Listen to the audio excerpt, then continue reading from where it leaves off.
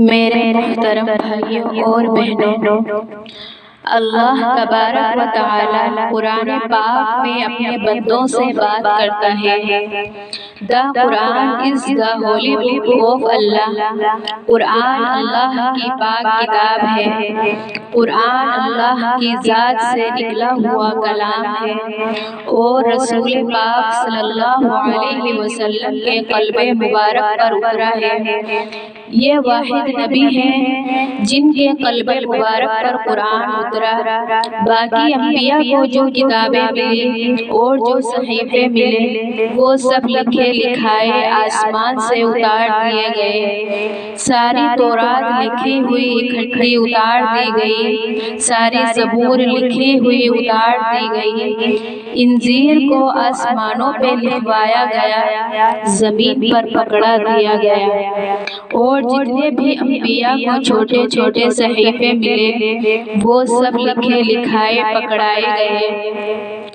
قرآن کلام اللہ ہے، اس کو جب اتارا گیا لکھ کے نہیں اتارا گیا۔ نزل بہ الروح الامین، اسے روح امین لے کر آئے ہیں۔ اس کو بھیجا کس نے ہے؟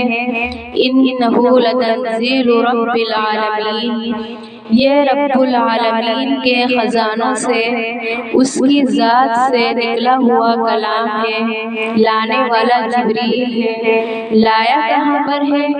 علی قلبک، اللہ کے نبی کے قلب مبارک پر اتارا گیا۔ قرآن میں کتنی طاقت ہے؟ ایک حدیث میں آتا ہے جیسے قرآن کو اللہ کے نبی کے سینے پر اتارا گیا، ایسے ہی اگر لوح محفوظ پر اتار دیا جاتا تو لوح محفوظ کے ٹکڑے ٹکڑے پرزے پرزے ہو جاتے۔ لوح محفوظ اتنی لمبی چوڑی چیز ہے جس کو فی لوح محفوظ بس اتنا ہی جانتے ہیں۔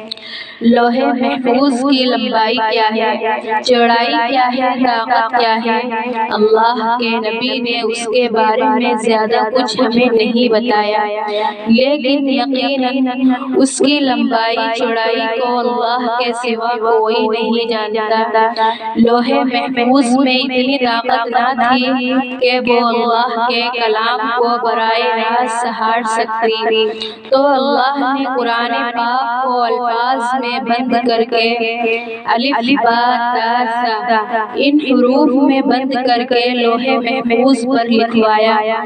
جب کلام ہمارے نبی پر اترتا تھا تو حروف کی شکل میں نہیں، سیدھا اللہ کی آواز کی شکل میں اترتا تھا، اور اس آواز کی کوئی شکل نہیں ہوتی تھی، اور اسے ہم کسی چیز سے ممتاز نہیں کر سکتے کیونکہ وہ اللہ اور اس کے درمیان ہے۔ جیسی ضرورت ہوتی تھی ویسے ہی اترتا جاتا تھا۔ صحابہ نے پوچھا کیسی آواز ہوتی ہے یا رسول اللہ جب آپ پر وحی آتی ہے؟ تو آپ نے فرمایا مثل الجرس، جیسے گھنٹی کی آواز ہوتی ہے ایسے سیدھا آپ کے قلب مبارک پر آ کے اترتا تھا۔ مثل سلسلۃ الجرس، گھنٹی کی آواز کی طرح سیدھا آپ کے سینے پر آ کے اترتا تھا، بغیر الفاظ کے کلام ہوتا تھا۔ اس وحی میں اتنی طاقت ہوتی تھی کہ اللہ کے نبی پر رسی طاری ہو جاتی تھی، سخت سردی میں بھی پسینہ آ جاتا تھا، اور جب تک وحی اترتی رہتی تھی آپ اپنے ظاہری ہوش و حواس میں نہیں ہوتے تھے۔ جب وحی ختم ہوتی تھی پھر آپ کی آنکھیں کھلتی تھی اور ماتھے سے پسینہ پوچھتے تھے، اور پھر وہ الفاظ بن کر آپ کی زبان مبارک سے جاری ہو جاتی تھی۔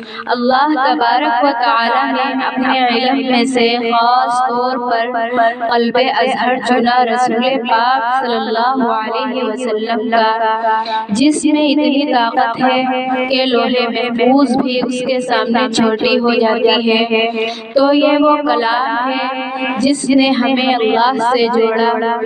میرے بھائیوں بہنوں، اگر یہ قرآن نہ ہوتا تو دنیا میں اندھیرا ہی اندھیرا تھا، اور انسان جانوروں سے بھی بدتر ہوتے۔ الرحمن علم القرآن، رحمان نے سکھلایا تم کو قرآن، خلق الانسان، بنایا تم کو انسان۔ ہمیں کیسے معلوم ہوتا کہ دنیا کو بنانے والا کون ہے؟ کیسے معلوم ہوتا کہ کون ہے ہوائیں چلانے والا، رات اور دن کو جدا کرنے والا؟ یہ سب قرآن ہمیں بتاتا ہے۔ فَبِأَيِّ آلَاءِ رَبِّكُمَا تُكَذِّبَانِ، تم اپنے پروردگار کی کون کون سی نعمتوں کو جھٹلاؤ گے؟ کہ کوئی ہے جو ہوائیں چلا رہا ہے، جو پانی برسا رہا ہے، ایک ذات ہے جو 7 آسمانوں پر ہے۔ یہ علم ہمیں قرآن نے دیا۔ میرے بھائیوں، قرآن تو بہت بڑی کتاب ہے۔ اگر اس کی ایک آیت لا الہ الا اللہ کو نکال کر ترازو کے پلے میں ایک طرف لا الہ الا اللہ اور دوسری طرف دنیا اور دنیا کی ساری چیزیں، 7 آسمان کے فرشتے، لوح محفوظ رکھ دیا جائے تو لا الہ الا اللہ وزنی ہو جائے گا۔ یہ وہ کلام ہے جو ہمارے نبی رسول اللہ صلی اللہ علیہ وسلم ہمارے لیے لے کر آئے، اور اللہ کے پیارے نبی نے اس کو پڑھنے کے آداب بھی بتا دیے ہیں۔ یہ بھی بتا دیا ہے کہ اس قرآن کے پڑھنے سے تمہیں آخرت میں بہت کچھ ملنے والا ہے۔ اس قرآن کے پڑھنے سے تمہاری ساری مشکلیں حل ہو جائیں گی۔ اللہ تبارک و تعالی ہم سب کو اپنے کلام کے پڑھنے کی توفیق عطا فرمائے، اور ہم سب مسلمانوں کو سچے دل سے صراط مستقیم پر چلنے کی توفیق عطا فرمائے۔